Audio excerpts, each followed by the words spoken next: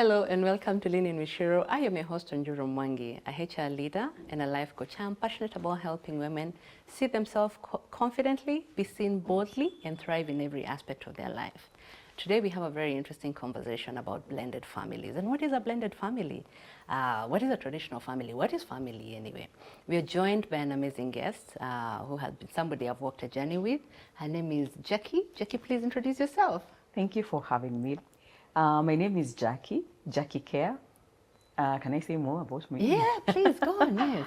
I am a psychologist, I am a counselor and a life coach. My passions are two. I support people in the journey of fresh start, new beginnings, and the second one is in the journey of blended families. So I'm also a blended family coach. Fantastic. Yes. Really nice to have you here, Jackie. Thank you. A blended family is such a hot topic. It's become a thing because a lot of us are finding ourselves in the next, getting a lease of life at love, if I may call it that way. Yeah. Then you find yourself, you are in a blended setup. Just tell us, when you say blended family, what is a blended family? A blended family is a family where one or both of the adults in the relationship have a child or children from previous relationships. That they had. Yeah. So it's also known as a step family, but we have a lot of negative stigma around the word step family, such that blended makes it more palatable. Yeah, we have stepmother stories and everything. Yeah. So when we say blended family, what are some of the things that you find when we get into blended families, assumptions that we think it's just going to work? What makes a blended family different from a traditional family, so to speak? And when I say traditional family, I'm saying mother, father got married, got children, and here we are. Then as you have defined blended family, we have two people who've come together, one has a child or both of them have children, etc. So what are those things that make it a bit of a challenge? Okay. Yeah. You know, in the traditional family, if we can use that term, both the adults in the relationship are related, blood related to the children. Yeah, that's interesting. Okay? Yes. But in the blended family, one of you is not related to the other person's child. It's true. Yeah. So the dynamics become different because there's somebody who does not live in that house that is related to that child and is part of that child's life and can also contribute to the functioning, the peace, the calm in the blended family house. So because there are other moving pieces, there are so many other moving pieces. There's the couple, there's their exes, there's the children, there's a lot of connections that some are blood connections, some are not blood connections. That is what makes it different. Now, because of that difference, blended families now come with different dynamics and different challenges. Even though outside they may look like the other families. When you look at us, we look like mother, father, and children. But how we relate is totally different. It's very true. Let me take you back a little bit. How did you decide? What made you choose to become a blended family coach? Because it's a very unique calling, and there are not so many. We have family coaches, we have life coaches, etc. So why blended families? I chose this because I am in a blended family.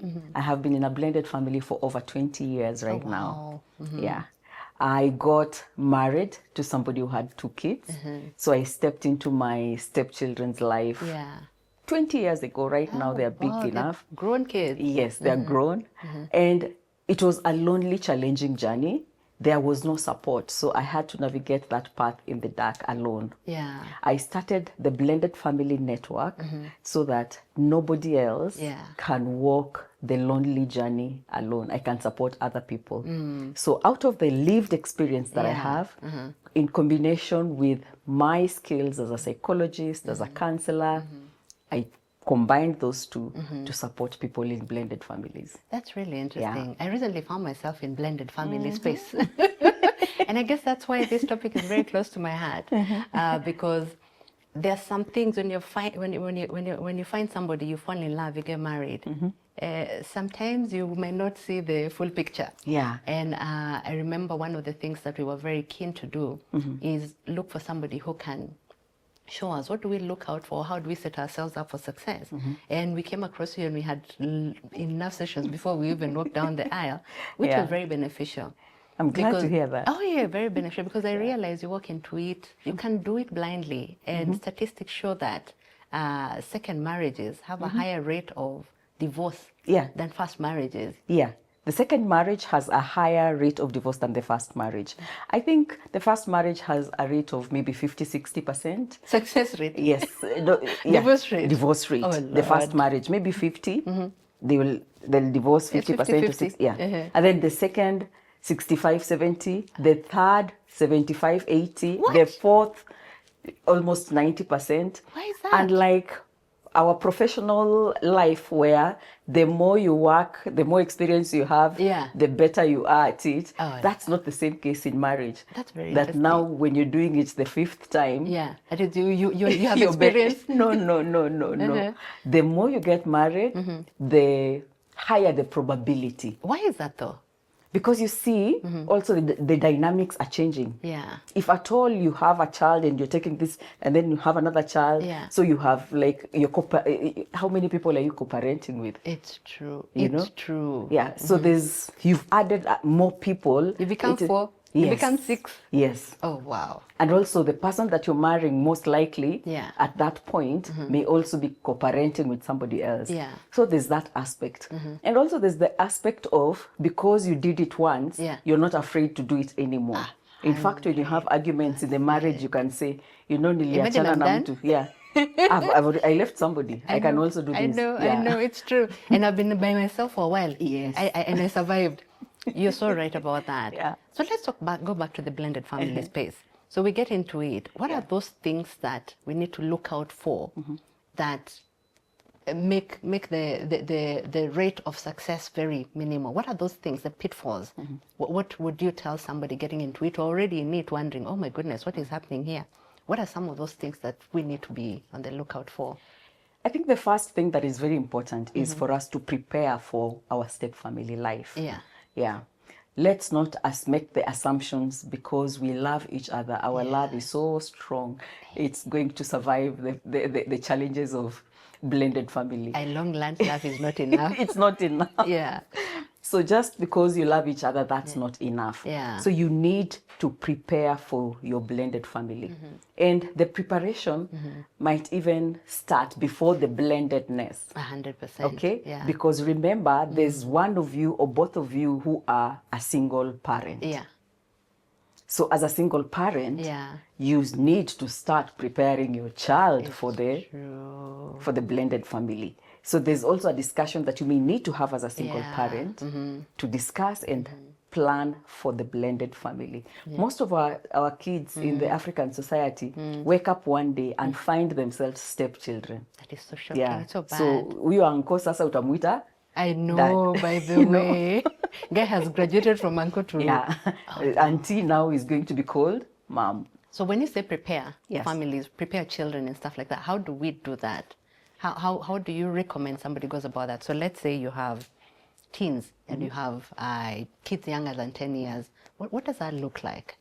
So with each child, you're going to use age-appropriate language to talk about what is going to happen. Mom is having a friend. This is my special friend. We might get married. What do you think? So depending with the age of your child, you may need to have age-appropriate conversation to help them also talk about it, air their concerns before you actually put them into the family. So you prepare your children by telling them about what is going to happen, telling them about the person that you're going to see. And I always say, please make sure that the person that you're introducing to your children and having this conversation is somebody that is now somebody serious that you're going to get into a long-term relationship with. Not every person that you date can confuse the children. Yeah, you need to tell them, my friend, now we are no longer together. Now, now there's another too many uncle. Friends. So by the time you're involving your child, you as the parent needs to have ensured that it is somebody that is worth being introduced to your child. It's true. Yeah. So we have done the preparation before, and then we get married. So let's say we have gotten through it and stuff like that. Or before we even get there, what if you find yourself in a space where, yes, you have some kids who are resisting that? Because some kids will be like, no, I don't want anybody else. No. What do you do? It is okay for kids to resist. It's not a bad thing. Yeah. Yeah. You just need to know why they are resisting. And they could have their reasons why they are resisting. Yeah. It's not like we are saying the kids will give you permission to get married. 100%. Yes. Yeah. You're not asking for permission. Yes. We are asking you to walk the journey with them, to support them. And that's why it's very important to involve them from way back when you see this thing is getting serious. So even to support them in their resistance. Because even us as adults, we have different personalities. It's true. Yeah. Some of us adapt to change immediately. Some of us take so long. Some of us, by the time we are adapting to that change, something else is happening. So you need to also learn that our kids, they also walk this path in different paces. Yeah. Okay. So now we have gotten to that level. We have walked the journey and we have gotten married. Let's look at a scenario. So we have a couple. You come with your 2 children. I come with my 2 children. What does that look like? So because new traditions, everything, as in everybody's coming with the way they used to do things. I mean, HR, so it's like a whole change management space. It's like merging 2 organizations. It is merging 2 organizations because, believe me, the 2 sets were families, full functional families. Yeah. So you need to start a family together. Now, these are conversations that you should be having even while you're dating, so that we're not waiting to get to that house to have these conversations. As you're dating, you should be having conversations about the vision of the family you want to have. What are some of the cultures that you'd want and traditions that you'd want? What are some that you'd want to keep, that you do with your kids that you'd want to keep? And I do it with my kids and I'd want to keep. What are the new traditions that we can now adapt? For this new unit. Yeah, for this new unit. Now, remember when we talked about that you need to prepare your children for the step family? As you are preparing your children for the step family and talking about it as a single parent, now there's the gradual introduction of that person in your child's life. So they should gradually at least have a face so that they are not meeting them the when person you're on the wedding day. Yes. So there's the gradual introduction of the person. There's the gradual introduction of the kids. If at all the kids. You have kids and I have kids. So during that time also we are helping the kids to know each other,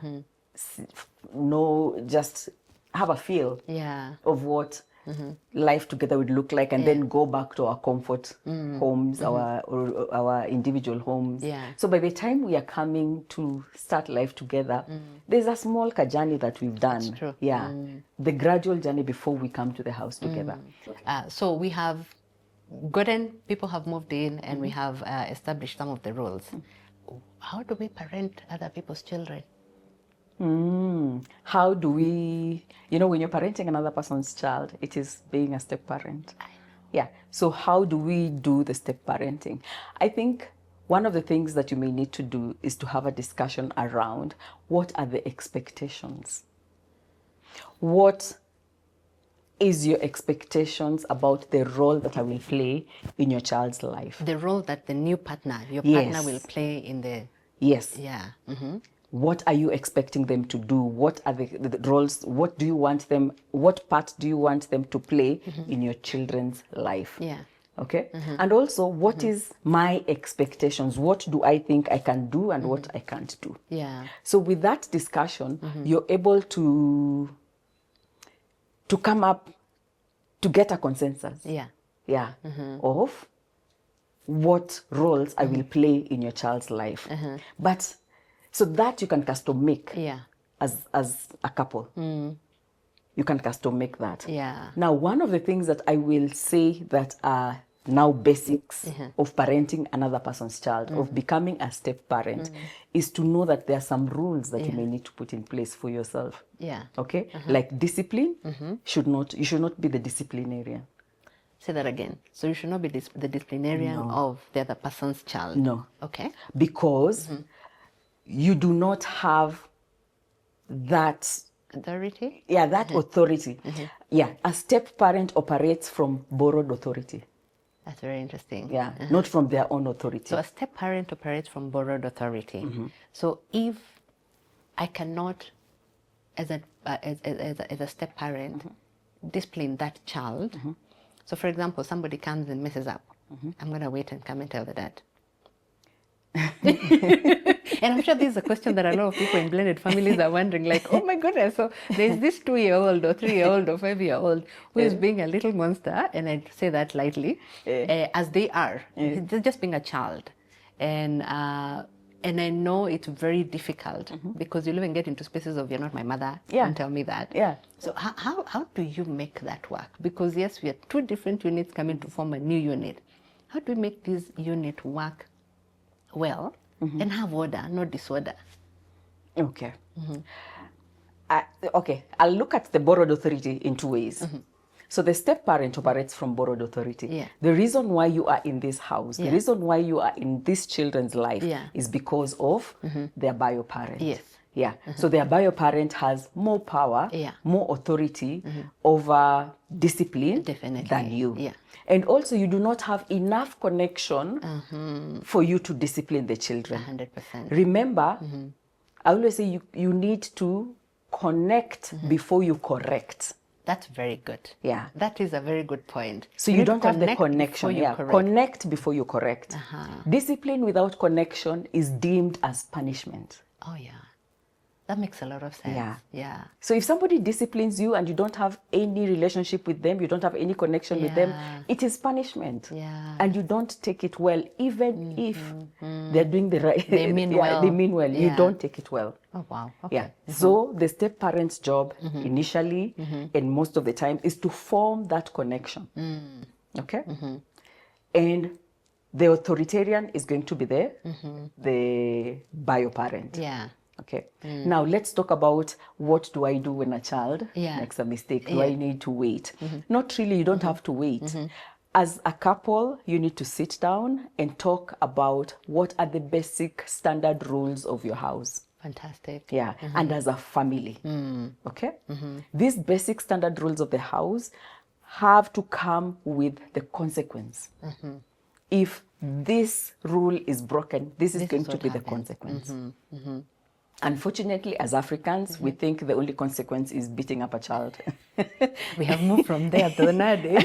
I hope we don't, because it is the most primitive way of discipline, true. you know? It's true. And it is the laziest.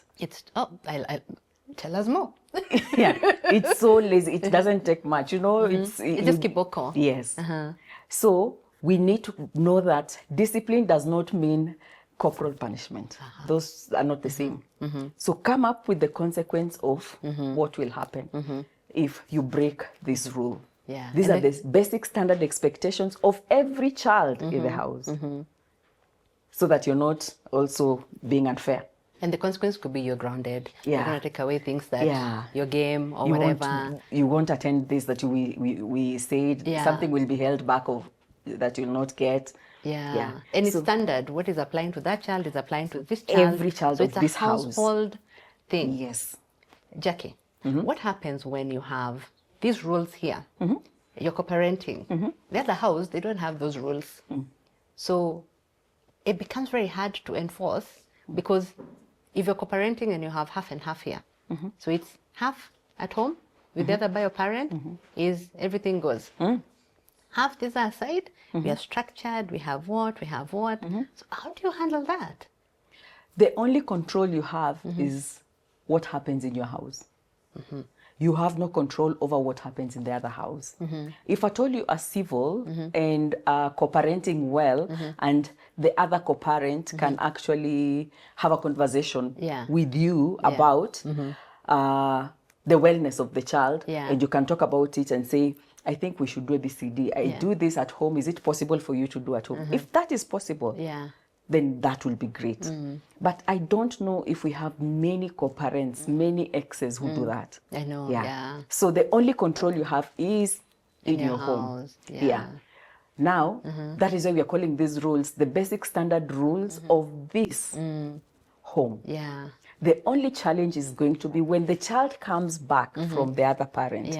May take a bit of time to adapt to the rules every time, because you see there it was free will, free range. I know. Yes. So they will always take time to adapt to what is happening, the expectations of the house. So that just means we have to keep working a bit harder. We have to be very intentional. It's not even about working harder. Yes. Be very, very intentional. Create time to ensure that we keep reinforcing. Yeah. Because they're good for the child. Yeah. And understanding that when the child comes back, it will take them a bit of time to acclimatize and Lord. get back.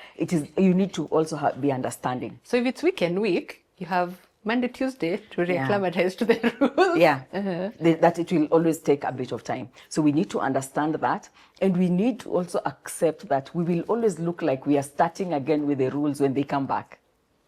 Okay. Yeah. Then we have the blended families. We have the couples or the exes, some who are involved and some who are not involved.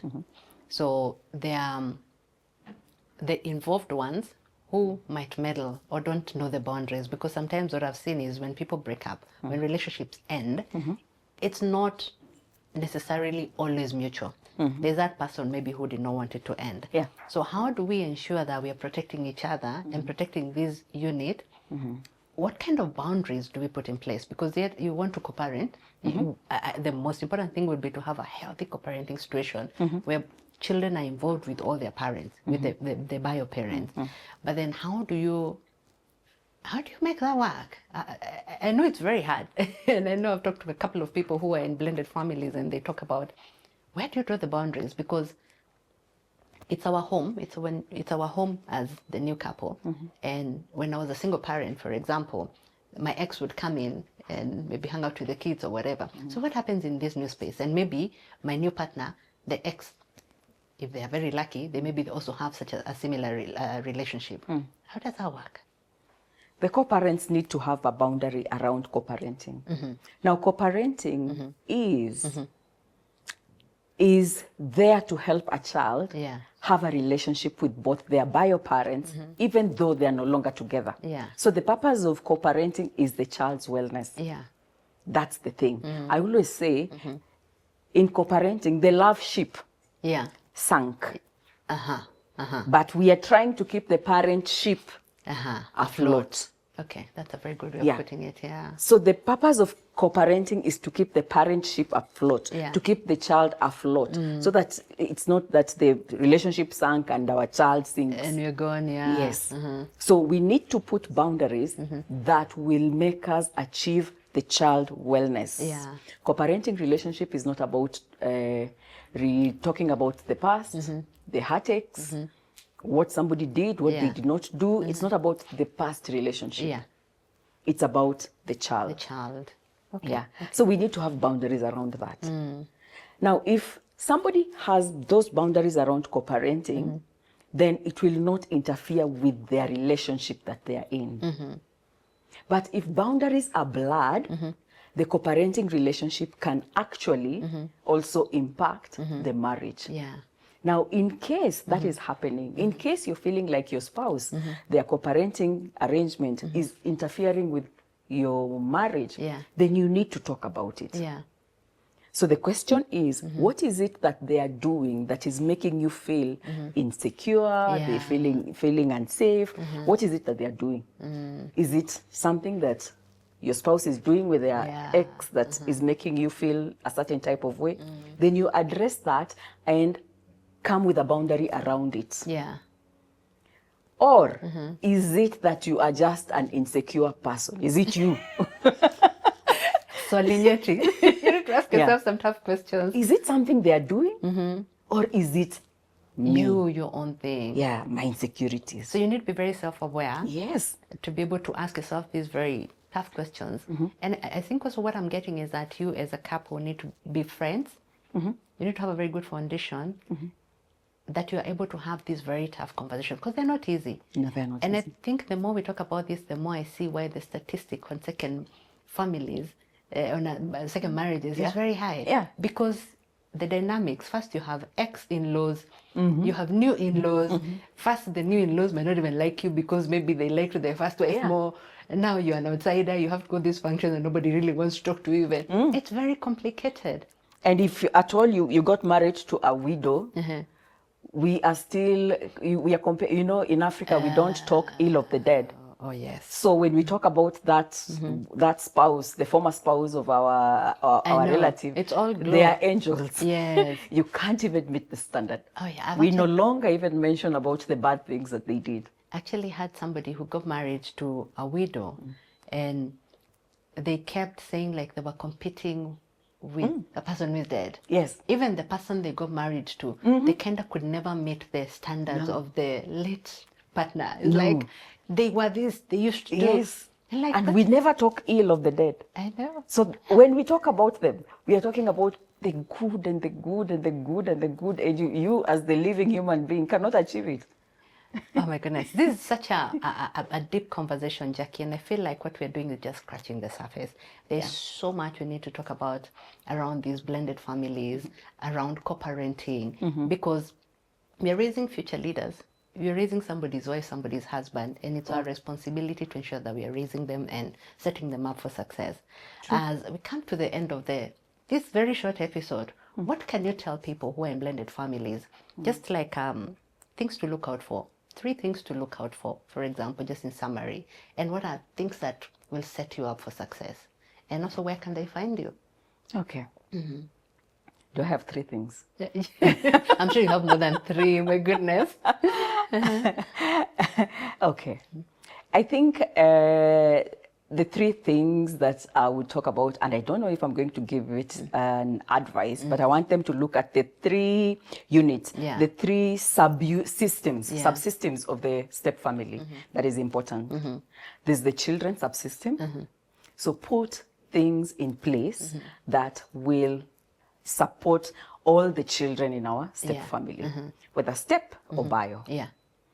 Okay. Because also, let's not think that it's only stepchildren that also get this challenge.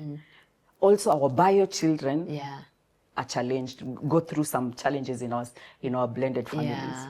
And one of the topics that I think we need to also address is parents who remarry, mothers who remarry and forget their children. Oh no, You see?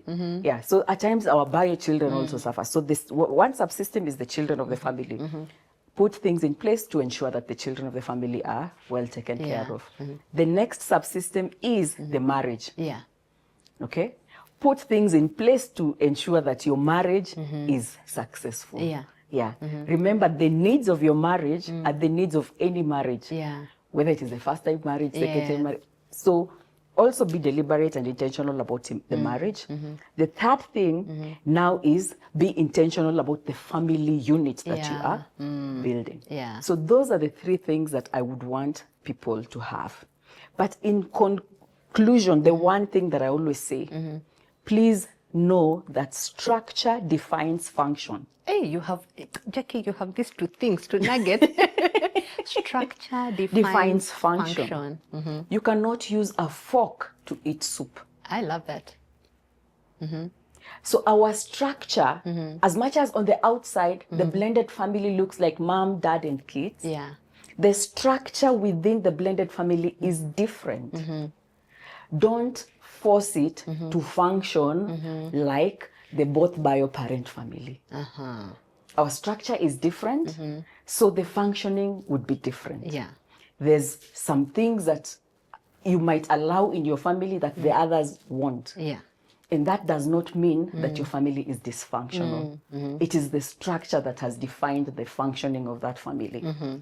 So don't force things because you don't want, you are also caught up in the stigma of step family. And you'll find that step families to say that our step family is doing well or our blended family is doing well is hata hakuna mtu anajua. We don't even look like we we just look like no that's not the purpose. That we are not blood related. one of the child is not my blood, but still my child. Yeah. Yeah. And we are making it function. So don't force it to such an extent that success is, we look like the both bio parent family. I hear you. No. Yeah. That's a trap. Yeah, it's a trap. I think something that we're going to talk about, because I know you're going to come back to this white seat, something that we need to talk about is we have blended families. We have come with a child, you've come with a child, and then we have gotten a child. And then some of the children, I had coffee with somebody not so long ago, and they were a stepchild. And I remember them saying they always felt lost. Yeah. Because the stepfather had a child, she came with a mom, then they got children. So she always felt like she didn't belong. Yeah. For the longest. It's possible. That's a conversation. That's why the subsystem, the three subsystems, there's a subsystem of children. We need to ensure that children also are supported. Yeah. We always think that children will just catch up. I know. With their children, they'll catch up. They're very resilient, as we say. That time you're messing them up. But they're confused. It's true. Yeah. They don't know their place. Can you imagine? It could be a simple thing like you are a firstborn and now you're a lastborn, or now you are you're a middle child. I know. So, and people don't think, as the adults, we are not even imagining that that's a problem. But that's actually a problem, that you are walking through a transition. Yeah. Yeah. And nobody's walking with you the journey. Yeah. Yeah. Fantastic. We're going to continue with this conversation, Jackie, because I know we'll engage with the people who are listening, the people who are tuned in. I know we'll have tons of questions. And I personally know that we have just scratched the surface. There's so much we need to talk about.